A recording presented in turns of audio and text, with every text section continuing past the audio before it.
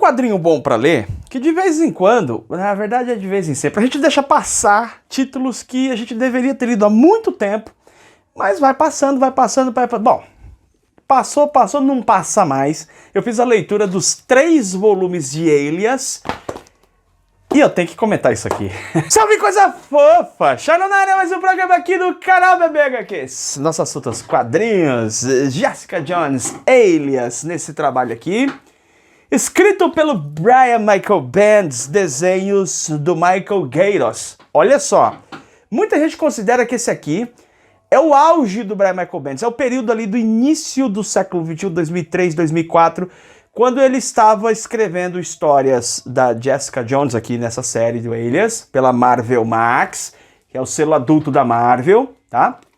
Dentro da linha regular ele estava escrevendo as histórias do Demolidor, se bem que esse Marvel Max aqui, embora ele seja um quadrinho adulto, o que difere, por exemplo, dos quadrinhos do Demolidor da época, ele faz parte da linha cronológica da Marvel, do que está acontecendo naquele momento. Então assim, ele é considerado canônico dentro da cronologia normal da Marvel, né?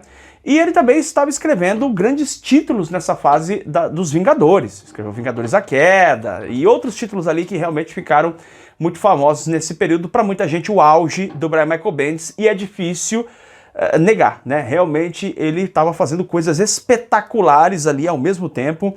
E eu já li completa a fase Demolidor, já li vários títulos que ele produziu com os Vingadores, mas nunca tinha lido completo o Alias. O Alias foi lançado aqui no Brasil pela editora Panini nesse formato encadernado aqui, já tem algum tempo. E eu lembro que quando saiu pela primeira vez no formato desse encadernado capa dura, eu comprei o primeiro volume, salvo engano 2017, tá? E aí saiu o 2 e o 3, eu acabei não pegando na época, esgotou, e aí a Panini republicou, eu comprei e ficou um mó tempão na pilha de leitura. Quando foi recentemente aí, eu falei, cara, vou reler esse material, e aí eu resolvi reler desde o primeiro volume. Eu não fui diretamente pro segundo, não. Reli o primeiro volume, reencontrei o encanto que eu tinha descoberto na primeira leitura. É muito bom, é muito bacana, e aí eu avancei pro segundo volume, tá? Já comentei aqui em vários programas desse tipo de arte aqui que predominou, especialmente na Marvel nesse período, tá? Não foi só na Marvel não, da DC também, né? Se a gente ler aquele ônibus, o Gotham DPGC, vai ter resenha em breve aqui no canal, também tinha esse tipo de arte. O Michael Lark, no caso do Gotham DPGC, que vai trabalhar depois com o Ed Brubaker na sequência do trabalho do Brian Michael Bendis, junto com o Alex Maleev, no título do Demolidor. O Brian Michael Bendis estava trabalhando aqui com o Michael Gaydos, que tem justamente essa arte que lembra. São artes parecidas, né? Embora com as suas características e peculiaridades. Se a gente olha, por exemplo, a arte do Andrea Sorrentino, ela é menos suja, com mais detalhes. Se a gente olha a arte do Alex Maleev, ela é mais pesadona, mais carregada em relação à arte do Michael Gaydos. Mas elas são da mesma escola, né? Esse tipo de arte aqui, que pega uma dosezinha leve aqui de underground e que trabalha com alguns conceitos bem diferentes daquilo que durante muito tempo, e até hoje, na realidade, muita gente considera como sendo uma boa arte, tá? Eu, inclusive, já ouvi relatos de pessoas dizendo que acha essa arte feia, ou acha que é uma arte ruim. Eu não consigo concordar com isso, tá? Na minha opinião, a arte é realmente muito boa, porque ela tem alguns elementos que são sutis, mas que favorecem muito a trama. Aliás, esse tipo de arte, ele trabalha muito junto com a trama. Não é um artista fazendo o seu trabalho independentemente do roteiro, quer dizer, colocando a sua característica pessoal, né? É claro que a arte tem a característica pessoal, mas ela vai muito o tempo todo caminhando de mãos dadas com o roteiro, com a trama. Uma das características que a gente vê nessa arte do Michael Gaydos é, em vários momentos, mostrar de forma bastante sombria as expressões, ou até mesmo de forma estática. É bastante comum nesse quadrinho aqui você ver a personagem até um pouco... Aqui é um exemplo, ó. Os quadros se repetem, tá? Mas aqui no começo, o Michael Gaydos ainda variava bastante. À medida que a série avança, a gente vai ver em vários momentos aquelas cenas realmente se repetindo, tá? E isso tem uma função importante. Normalmente a gente considera que a fluidez narrativa, no que se refere ao desenho, a fluidez da narrativa feita pela arte, ela acontece à medida em que ela tenta, de alguma forma, descrever a movimentação desses personagens. O Michael Gaydos aqui vai para um caminho diferente. Olha só, aqui por exemplo. Ao repetir várias vezes a mesma imagem, ele abre espaço para que o leitor possa interpretar melhor a sensação estática como, na verdade, um tempo que vai correndo de forma mais lenta. E, ao mesmo tempo, abre para reflexões do leitor, ou seja, o leitor vai tentar descrever isso de uma forma bastante natural, o que está se passando na cabeça do personagem. Isso somado ao tipo de roteiro do Brian Michael Bendis, que é caracterizado por diálogos muito orgânicos, né? Dá uma fluidez muito interessante para o quadrinho de uma forma diferente, tá? Um dos elementos interessantes que a gente encontra nos quadrinhos de super-heróis é que a gente vê que frequentemente os personagens estão conversando durante uma luta, por exemplo. O que não condiz com a realidade, né? Uma pessoa que está lutando com outra, está brigando, ela não vai ficar falando, fazendo piadinha espirituosa como faz o Homem-Aranha, por exemplo, né? Mas isso funciona dentro das histórias em quadrinhos, funciona muito bem, né? É uma tradição do quadrinho ter esse tipo de coisa. O Brian Michael Bendis, junto com o Michael Gaydos aqui, vai para um caminho diferente. Na verdade, eles usam poucas movimentações para justamente expressar certos sentimentos que aparecem pelo contexto. E essa coisa do contexto estabelecido no quadrinho faz com que a leitura seja extremamente agradável e extremamente viciante. O Brian Michael Bendis, nesse período, fazia quadrinhos viciantes. Quem já leu o Demolidor do Brian Michael Bendis sabe o que eu estou falando. Você pega aqueles vários volumes da fase dele, cara, você não consegue parar de ler aquilo. Porque ele consegue trazer um clima de tensão tão grande para as páginas que não é igual aqui na Jessica Jones. Ela não é tão tensa o tempo todo como é o Demolidor, mas no caso do Demolidor, justamente esses diálogos que vão acontecendo em momentos específicos, atravessados por cenas de lutas intensas, com muitos combates, e também por momentos em que o personagem fica praticamente estático, chamando você à reflexão, e que você compreende aquela expressão parada e travada pelo contexto da situação, isso faz com que você realmente se engaje muito na leitura. Isso é técnica narrativa do quadrinho. E aqui em Jessica Jones a gente vê isso acontecer, mostrando essa personagem, e aqui eu já estou partindo para uma avaliação do roteiro, que é uma super-heroína fracassada, é uma super-heroína que desistiu, é uma super-heroína que não ultrapassou os seus limites, que não venceu as suas dificuldades. É uma super-heroína que agora trabalha como uma detetive particular, cheia de vícios. O quadrinho faz questão de enfatizar todos os momentos, situações, cenas como, por exemplo, ela fumando e bebendo, e até humanizando essa personagem nas suas fraquezas, não explorando de uma forma indevida as intimidades, particularidades, equívocos da personagem, mas salientando justamente a humanidade da personagem.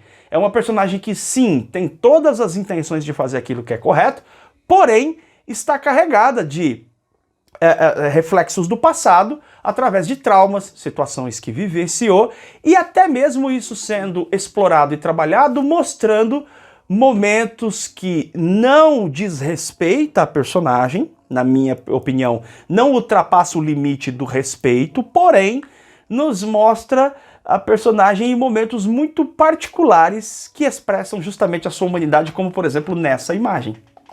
Essa figura controversa e complexa da Jessica Jones, que tem sim intenções de ajudar pessoas e muitas vezes toma atitudes que vão inclusive contra o seu trabalho, quer dizer, aquilo não vai render nada financeiramente, apesar disso ela vai lá e atua como alguém que está interessado em ajudar, ao mesmo tempo em que mostra esse fracasso dela em relação aos seus próprios poderes, os quais ela tem dificuldade de manejar e não tem toda a confiança de utilizar esses poderes, somado aos vícios que eu já comentei, e momentos onde você percebe claramente alterações de humor da personagem, né? E não por uma questão necessariamente hormonal, mas pela questão justamente de ser dela ter uma trajetória, o que faz com que a gente perceba que tem segredos nessa personagem à medida que a gente avança nas investigações que ela realiza, tentando auxiliar as pessoas, sendo confrontadas por outros personagens, inclusive super-heróis,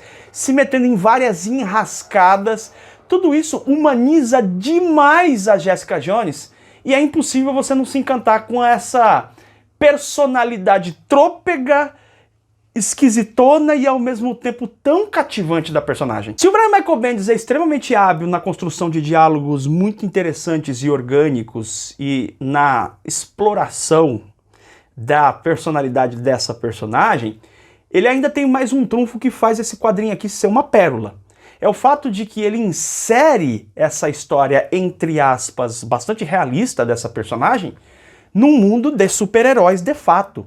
Então você vê vários elementos da continuidade Marvel acontecendo, como por exemplo, há referências ao longo da série de séries importantes como Novos Vingadores Motim, né? A própria Vingadores A Queda também é citado, a fase Demolidor Revelado, onde o segredo da identidade secreta do Matt Murdock é revelado, e há uma série de comentários espirituosos, engraçadinhos, divertidos, maldosos inclusive, da Jessica Jones com a sua melhor amiga, que é a Carol Danvers, a Capitã Marvel. Elas, no momento de conversa, e até em outras circunstâncias também, são feitas piadas em relação ao Homem-Aranha, em relação ao Quarteto Fantástico, em relação aos personagens, mas há também muito respeito a essas figuras, em especial quando há um envolvimento no começo da série da Jessica Jones com uma situação específica com o Capitão América. O Brian Michael Bendis, ao longo dessa série, fica inclusive em vários momentos muito perto de ultrapassar certos limites ao mostrar os relacionamentos amorosos da Jessica Jones e nos apresentam particularidades da sua intimidade que deixa a gente numa situação bastante controversa. Eu não li essa história na época, mas me recordo vagamente de comentários de pessoas que ficaram horrorizados com o primeiro arco de histórias aqui desse primeiro volume, justamente porque tem uma situação que eu não vou te contar para não causar nenhum tipo de spoiler aqui e também não causar nenhum tipo de constrangimento. Mas que quando você lê, você fala, cara, é verdade isso? Sim, a cena choca. E claro que era um artifício justamente para fazer com que os leitores engajassem com a leitura dessa trama aqui, dessa série, né? E não podemos esquecer que a série é do selo Max, então nós vemos muitos palavrões, muitos xingamentos, referências à sexualidade, coisas do gênero e por aí vai. Um outro ponto positivo dessa série é que o Brian Michael Bendis junto com o Michael Gaydos não dormiram em cima da própria glória. A série avançava, fazia sucesso, mas eles resolveram inovar em vários momentos, trazendo elementos novos, em especial já da metade para o fim da série, onde vamos sabendo cada vez mais segredos a respeito da Jessica Jones, do seu passado, inclusive trabalhando com artes diferentes, com elementos diferentes da arte que vão trazendo pra gente uma espécie de uma certa nostalgia, né? É como se ela estivesse lembrando de um passado mais colorido, onde as dores e traumas da vida ainda não tinham obscurecido a imagem que ela tem, a imagem mais down, a imagem mais para baixo, a imagem mais seca e cínica que ela tem em relação à vida. É difícil elencar todos os pontos positivos dessa série, são realmente muitos, mas o Brian Michael Bendis faz mais uma coisa bacana aqui, que é apresentar situações inusitadas, não com referência a Jessica Jones propriamente dito, mas situações em que ela acaba trombando de figuras que de algum modo se apropriam das circunstâncias específicas de um mundo onde tem o super-heroísmo e acabam atuando de uma forma, digamos, fake. O que faz com que a gente dê muita risada com circunstâncias bizarras que a Jessica Jones encontra nesse mundo de pessoas que estão buscando por atenção a todo custo. Sem tirar a personagem dentro desse universo super-heróico, com mutantes, com seres superpoderosos, com vingadores e tudo mais, o Brian Michael Bendis consegue fazer uma construção de uma história sobre abuso, que é muito interessante. Interessante no sentido de aprendizado que a gente pode extrair dessa história, porque o sentimento que você tem ao ler essa fase desse arco da série da Jessica Jones é realmente revolta. Por fim, Brian Michael Bendis recupera um tipo de situação que aparece na fase do Homem-Animal do Grant Morrison, onde de algum modo os personagens têm a autoconsciência daquilo que se passa na série. E, inclusive, há uma história dentro do terceiro e último encadernado, onde nós vemos o próprio Brian Michael Bendis participando na narrativa, bem o estilão Morrison, mas ele faz isso com o respeito necessário por aquilo que ele próprio tinha construído, de modo que aquilo fica autoral, apesar do recurso já ter sido utilizado pelo nosso careca preferido escocês. E sim, no final de tudo, o Brian Michael Bendis ainda consegue construir, né, a inserção de um sentimento muito delicado e muito bonito em torno dessa série, apesar de toda a degradação que a série mostra e essa personagem que está se perdendo pela vida, a gente consegue ver momentos bem tocantes e bem bonitos, que faz com que você se conecte por vários canais sentimentais com essa personagem.